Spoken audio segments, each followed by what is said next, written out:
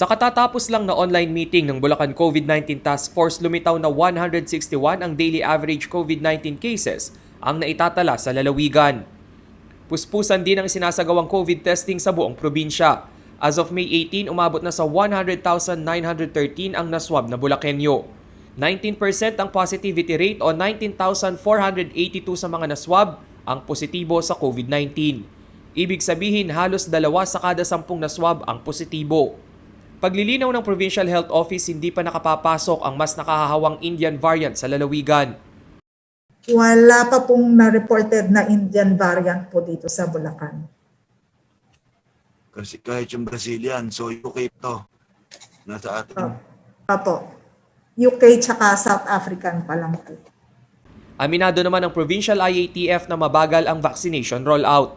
Doble kayod umano ang dapat gawin kung nais na masunod na mabakunahan ang eligible population bago matapos ang taon. Lagpas 3 milyon ang populasyon ng Bulacan batay sa 2015 census. Kaya naman sapat na supply ng bakuna pa rin ang kanilang hiling sa national government. Mabagal talaga. Anyway, kinakailan mapabilis natin to, Doktora, and meet all the LGUs ang kanilang MHO Yes po. regarding dito sa pagbabakuna to make it faster. Kahit na may kakulangan sa vaccine supply, hindi pa rin 100% distributed ang higit 206,000 doses ng bakuna ng Bulacan. Mula sa 132,429 na Sinovac at AstraZeneca vaccine na laan para sa unang dose ng vaccination, higit 117,000 pa lang ang na-deliver sa mga vaccination site at nasa 80,000 pa lamang dito ang naiturok. Para naman sa 74,049 na bakunang laan para sa second dose, nasa 59,000 pa lang ang nadadala sa vaccination area. At higit 19,000 dito ang na-administer o naiturok na. Base sa May 20 COVID Bulletin ng DOH, 43,620 na ang kumpirmadong kaso sa Bulacan.